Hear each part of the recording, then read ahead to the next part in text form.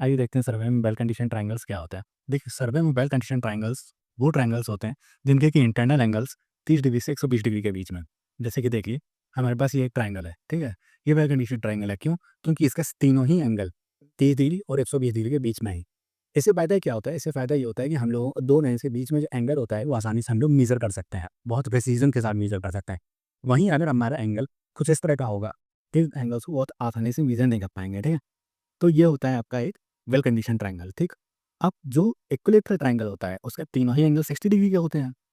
तो equilateral triangle सबसे most well condition triangle होता है, ठीक है। तो ये होता है आपका वेल कंडीशन ट्रायंगल। इल कंडीशन ट्रायंगल क्या होता है? जिनके कि एंगल आपके 30 डिग्री और 120 डिग्री के बाहर होते हैं। जैसे देखिए यहाँ पे क्या है, 15 डिग्री का है, 15 डिग्री का और 150 डिग्री का है।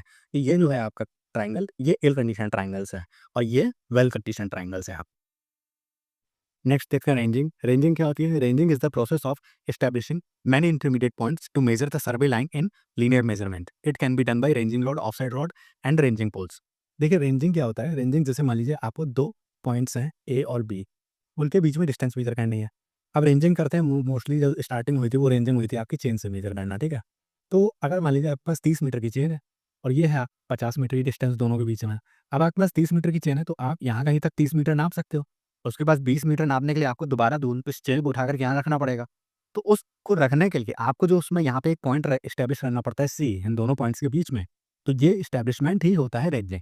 अब कंडीशन क्या होती है? कंडीशन ये होती है कि जैसे मान लीजिए हमारा ए और बी, ये दोनों पॉइंट्स हैं और ये हम लोग सामने साइड से देख रहे हैं। अगर हम इसका टॉप व्यू देखेंगे तो ये तो हो गया हमारा ए और ये हो गया बी। अब अगर हमको डिस्टेंस एक्यूरेट मेजर करनी है तो जो सी पॉइंट है वो ए और बी के एक सीधी रेखा में होना चाहिए। अगर वो सीधी लाइन में नहीं है तो हमारी जो डिस्टेंस आएगी ए से बी के बीच में वो गड़बड़ आएगी। तो ये एस्टेब्लिशमेंट ही जो होता है सी पॉइंट का, इंटरमीडिएट पॉइंट का, ये होता है आपका रेंजिंग। किया किसकी मदद से जाता है? Ranging rod, offset rod and ranging poles. Ranging rod क्या होती है? जो आप ए और बी पे लगाते हो। ऑफसेट रॉड क्या होते हैं? जिनसे आप 90 डिग्री पे ऑफसेट डालते हो। और रेंजिंग पोल्स क्या होता है? जो आप बीच में इन दोनों पॉइंट्स के बीच में जो सी पॉइंट के एस्टेब्लिशमेंट के लिए आप यूज़ करते हो वो होता है आपका रेंजिंग पोल्स, ठीक है।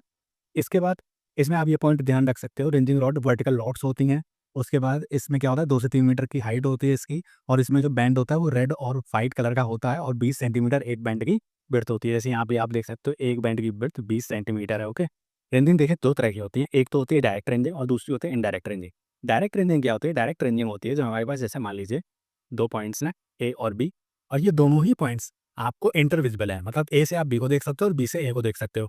तो आप कुछ नहीं, एक पॉइंट सी एस्टैब्लिश करना है तो आप ए और बी के बीच में देख के आप अपना आराम से सी पॉइंट को क्या कर सकते हो? एस्टैब्लिश कर सकते हो। तो ये तो हो गई डायरेक्ट रेंजिंग। इनडायरेक्ट रेंजिंग में क्या होता है? ये आपके पास ए और बी है और आपको सी पॉइंट एस्टैब्लिश करना है। तो यहाँ पे क्या होगा? ये ए और बी इंटरविजिबल नहीं होंगे। यहाँ पे क्या हो सकता है? कोई एक आपका ऑब्स्ट्रक्शन हो सकता है जिसकी वजह से आपको इनडायरेक्ट रेंजिंग करनी पड़ेगी। अब बारी आती है डायरेक्ट रेंजिंग किस तरह से करी जा सकती है? तो रेंजिंग बाई आई, आपने सीधे-सीधे बस आँख से देखा और एक पॉइंट सी को एस्टैब्लिश कर दिया। लेकिन इसमें क्या हो सकता है कि आप ह्यूमन आई से कर रहे हो, थोड़ा बहुत एरर हो सकता है। किसी ने लेफ्ट राइट से देख लिया, किसी ने राइट आई से देख लिया, तो ये गड़बड़ हो सकती है। तो इसकी जगह आप क्या इंस्ट्रूमेंट यूज़ कर सकते हो? इंस्ट्रूमेंट से करोगे तो थोड़ा ज़्यादा एक्यूरेट हो जाएगा, तो क्या यूज़ कर सकते हो? Line ranger. लाइन रेंजर क्या करता है? लाइन रेंजर जो होता है वो आपका एक इंटरमीडिएट पॉइंट को एस्टैब्लिश करने के लिए आप लाइन रेंजर को यूज़ करते हो। आइए ब्रेकिंग देखते हैं लाइन रेंजर की। लाइन रेंजर क्या होता है? देखिए जैसे हमारे पास 2 पॉइंट्स ए और बी हैं और हमको बीच में कोई पॉइंट पी एस्टैब्लिश करना है, ठीक है? तो हम लोग लाइन रेंजर की हेल्प लेते हैं। अब देखिए वर्किंग किस तरह से होती है, इसमें आपके पास 2 आइसोसेलेस प्रिज्म होते हैं, जिनमें आपका जो ये डायगोनल साइड है, ये आपका कोटेड होता है, तो यह सिल्वर कलर का होता है, जिससे ये रिफ्लेक्ट कर सके लाइट को। और ये दोनों ही एक-दूसरे के ऊपर रखे होते हैं। ये तो हो गया ऊपर का सपोज़ करिए, ये हो गया आपका कौन-सा? नीचे का, ठीक है? अब होता क्या है, जैसे मान लीजिए आपकी रे इधर से ऐसे आकर के टकराई और इधर मुड़ गई, ठीक है? दूसरा क्या होता है कि फिर इधर से एक रे आई और इधर मुड़ गई। जब तक ये दोनों पॉइंट एक सीधी रेखा में नहीं होंगे, तब तक क्या होता है कि ये जो इनके प्रतिबिंब बन रहे हैं, वो एक सीधी लाइन में नहीं बनेंगे। जैसे यहाँ पे देखिए, ये जो बी पॉइंट, ये जो इनकरेक्ट अलाइनमेंट की पोज़ीशन दिखा रहा है ना, ये कहाँ पे है कि लाइन रेंजर आपका यहाँ कहीं पे रखा हुआ है। ये एक सीधी रेखा में नहीं आया और करेक्ट अलाइनमेंट जब हो जाता है आपका, तो लाइन रेंजर में जो आपको प्रतिबिंब दिखता है, ये अपर प्रिज्म में और ये लोअर प्रिज्म में जो आपको प्रतिबिंब दिख रहा है, वो एक सीधी लाइन में दिखने लग जाता है। तो ये होता है आपका करेक्ट अलाइनमेंट, जब आपका पॉइंट आपका एग्ज़ैक्टली यहाँ इस लाइन पे आ गया। आप इस पॉइंट को अपना एस्टैब्लिशमेंट कर सकते हो, ठीक है? तो ये होता है लाइन रेंजर की आपकी वर्किंग बेसिक। अब देखिए इनडायरेक्ट रेंजिंग कब की जाती है? इनडायरेक्ट रेंजिंग देखिए तब की जाती है जैसा कि मैंने अभी थोड़ी देर पहले बताया कि आपको दोनों पॉइंट्स इंटरविजिबल नहीं है। इसका मैंने एक सेपरेट वीडियो भी बनाया है, आप वो वीडियो भी देख सकते हैं। यहाँ मैं आपको एक बेसिक आइडिया देता हूँ, उसमें क्या होता है देखिए जैसे आपके पास ये 2 पॉइंट है, ये टॉप व्यू से देख रहे हो आप, ठीक है? ऊपर से देख रहे हो और ये दोनों ही पॉइंट्स आपको इंटरचेंजेबल नहीं है। यहाँ पे क्या है, एक बड़ा-सा पहाड़ है, ये टॉप व्यू से आपको पहाड़ भी दिख रहा है। अब होता क्या है, आप 2 पॉइंट लेते हो सी और डी, सपोज़ आपने लिया और इस तरह से होती है इनकी पोज़ीशन कि जो सी है वो डी, बी और ए को देख पा रहा है और जो डी है वो सी, ए और बी को देख पा रहा है। अब होता क्या है कि आप सबसे पहले क्या करते हो, ए से और डी को एक सीधी लाइन में अलाइन करते हो, आपने कर दिया। आप सी को बोलते हो कि तुम इस लाइन पे आ जाओ, तो सी क्या करता है, सी यहाँ पे आ जाता है। अब सी यहाँ पे आ गया, अब सी क्या करेगा, C1 डी से अलाइन करेगा अपने आप को, तो ये अलाइन हुआ। अब C1 डी को क्या बोलेगा, अब तुम इस लाइन पे आ जाओ, तुम भी चलो थोड़ा-सा, D1 यहाँ आ गया। अब जब D1 यहाँ आ गया तो D1 क्या करता है, फिर से ए को अलाइन करता है। ए क्या लाइन एक सीधी लाइन करता है और C1 को बोलता है कि अब तुम चलो थोड़ा-सा। तो C यहाँ से शिफ्ट होके यहाँ, C1 यहाँ से शिफ्ट होके यहाँ जाता है और ये हो जाता है C2। अब C2 फिर से B को अलाइन करता है, यहाँ करा। अब D1 को बोलता है कि तुम भी चलो थोड़ा-सा, तो ये D2 हो गया। तो इस तरह से चलते-चलते, थोड़ा-थोड़ा चलते-चलते दोनों लोग अपना कहाँ पे, इन पॉइंट्स पे CN और DN पे अपना पहुँच जाते हैं और ये तीन चारों ही पॉइंट्स एक सीधी लाइन में आ जाते हैं। ये होता है आपका एक बेसिक इनडायरेक्ट रेंजिंग का प्रोसेस। आइए अब देखते हैं क्रॉस स्टाफ। देखिए क्रॉस स्टाफ क्या होता था, क्रॉस स्टाफ एक बेसिक इंस्ट्रूमेंट था जिसकी मदद से आप अपने 90 डिग्री पे एक कोई भी ऑफसेट को डाल सकते हो। तो ऑफसेट डालने का क्या मतलब होता था, जैसे सपोज करिए आपके पास ये लाइन है ए और बी और आपको यहाँ पे कोई पॉइंट मिल रहा है सी, एक रेफरेंस पॉइंट है जिसको भी आपको एक पर्टिकुलर एंगल पे शो करना है मैप में, जिससे आप बता सको, है ना? तो आप क्या करते थे, 90 डिग्री पे एक सीधी लाइन खींच करके इस पॉइंट को लोकेट कर देते थे कि 20 मीटर पे ये पॉइंट एक सी यहाँ पे हमारा प्रेजेंट है, ठीक है? अब होता क्या था कि ये एंगल मेजर करने के लिए आपको कुछ डिवाइसेस चाहिए थे। तो जो सबसे पहला क्रॉस स्टाफ आया, जो 90 डिग्री पे एंगल मेज़रमेंट किया, उसके लिए जो सबसे पहला क्रॉस स्टाफ आया, वो था open cross staff. Open cross staff में देखिए क्या होता था, ओपन क्रॉस स्टाफ में कुछ नहीं होता था। ओपन क्रॉस स्टाफ में आपके पास एक प्लस साइन का डिवाइस होता था। इधर आई वेन होती थी, इधर ऑब्जेक्ट वेन होती थी, इधर आई वेन होती थी, इधर ऑब्जेक्ट वेन होती थी। सबसे पहले एक आई वेन और एक ऑब्जेक्ट वेन से आप क्या करते थे, अपने क्रॉस स्टाफ को आप अपनी लाइन ए और बी के अराउंड अलाइन करते थे। जैसे सपोज़ करिए आपने इधर अलाइन कर दिया इसको, एक ये क्या हो गया, ए और बी सपोज़ करते हैं, ठीक है? अब दूसरा आई वेन और ऑब्जेक्ट वेन है, वो इस पे 90 डिग्री पे है। तो जब आप इसको 90 डिग्री पे देखोगे तो जो भी पॉइंट आपको दिखेगा, वो 90 डिग्री पे आपको पॉइंट दिख जाएगा, ठीक है? तो ये होता था बेसिक फंक्शनैलिटी आपकी ओपन क्रॉस स्टाफ की।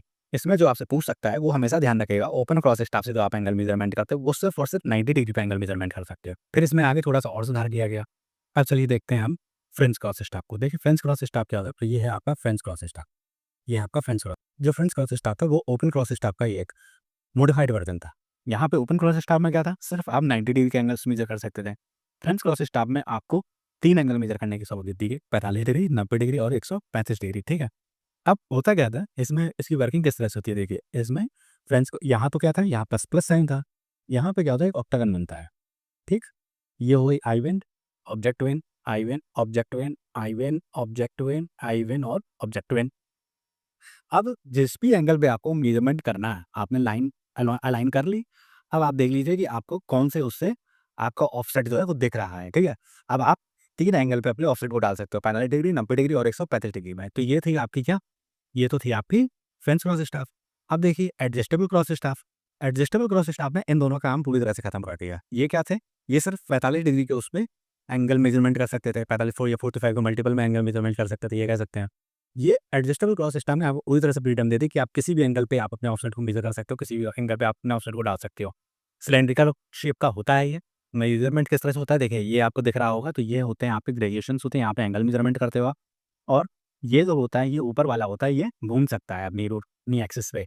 जब ये घूमता है, तो होता क्या है कि ये जिस भी एंगल पे रुकता है जाके के आपको आप I1 से देखते हो और जिस भी एंगल पे आप पे जाके रुकता है, वहाँ पे आपका अपना एंगल मेज़रमेंट कर सकते हो।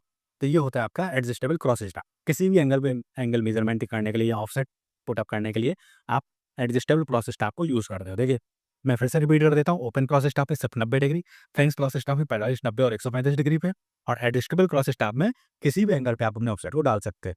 बेसिक आपसे बस ये भी पूछा जाएगा, कौन सा क्रॉस स्टाफ कौन सा एंगल को मेज़रमेंट कर सकता है और सबसे ज़्यादा जो चांसेस होते हैं वो इसके होते हैं, क्योंकि इसमें 3 तरह के एंगल होता है फ्रेंच क्रॉस स्टाफ में, ठीक है? और नेक्स्ट इंस्ट्रूमेंट होता है देखिए ऑप्टिकल स्क्वायर। ऑप्टिकल स्क्वायर से भी आप अपने ऑफसेट को डाल सकते हो 90 डिग्री पे। इसमें क्या होता है?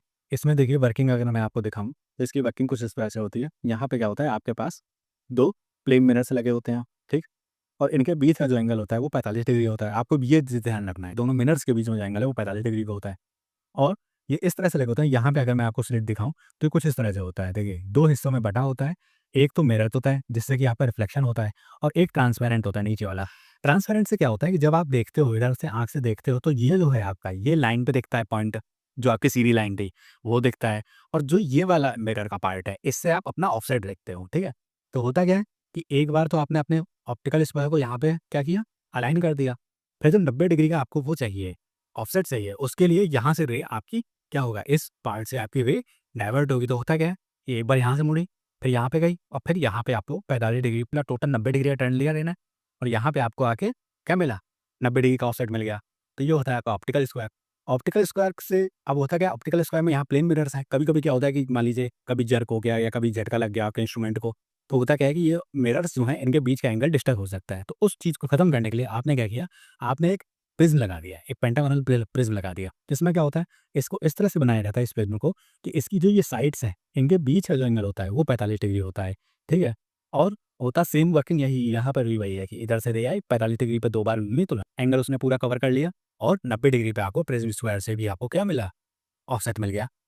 तो ये होता है आपका ऑप्टिकल स्क्वायर और प्रिज़्म स्क्वायर का। देखिए इसकी बेसिक 2 चीज़ें हैं जो आप पेपर में अगर आपको लिखने को आता है तो आप लिख सकते हो। बेसिक जो प्रिंसिपल है वो दोनों का सेम ही है। लाइट क्या होती है? Light reflected from 2 mirrors at 45 degree angle undergoes a deviation of 90 degree. Same आपका प्रिज़्म स्क्वायर का भी है। ऑप्टिकल स्क्वायर में क्या होता है, मिरर्स होते हैं 45 डिग्री पे अलाइन होते हैं। देखिए दूसरा क्या है, one mirror the horizon glass has lower half is unsilvered and upper half is silvered. मतलब जैसा अभी मैं थोड़ी देर पहले बताया था कि जैसे ये मिरर है तो नीचे वाला ट्रांसपेरेंट होता है, ऊपर वाला सिल्वर्ड रहता है, ठीक है? Other mirror the index glass is fully silvered. जो दूसरा वाला है जिससे आपको होराइज़न नहीं देखना है, सीधी लाइन की आपको नहीं देखनी है, वो पूरा का पूरा सिल्वर्ड होता है, ठीक? तो ये हो गया आपका ऑप्टिकल स्क्वायर। इसके बाद प्रिज्म स्क्वायर देख लीजिए एक बार। प्रिज्म स्क्वायर क्या है, सेम प्रिंसिपल है। द ऑप्टिकल स्क्वायर 90 डिग्री पे आपका रे को डेविएट करता है और एडवांटेज क्या है, हायर प्रिसीजन आपका देता है और उसके बाद angle between prism reflection is 45 degree. ये भी समझ में आया होगा, आई थिंक कोई कंफ्यूजन नहीं होगा। आई होप आपको ये लेक्चर समझ में आया होगा। अगर आपका कोई कंफ्यूजन तो प्लीज़ कमेंट करिए, कोई सजेशन है तो वो भी कमेंट करिए। चैनल को सब्सक्राइब करिए, वीडियो को लाइक करिए। अगर किसी और टॉपिक पे वीडियो चाहते हो तो प्लीज़ कमेंट करके वो टॉपिक बताइए। मैं ट्राई करूँगा कि एज़ सून एज़ पॉसिबल मैं आपको उस टॉपिक पे वीडियो प्रोवाइड करूँ। तब तक अपना ध्यान रखिए, पढ़ते रहिए। मिलते हैं किसी नेक्स्ट वीडियो में। Thank you so much.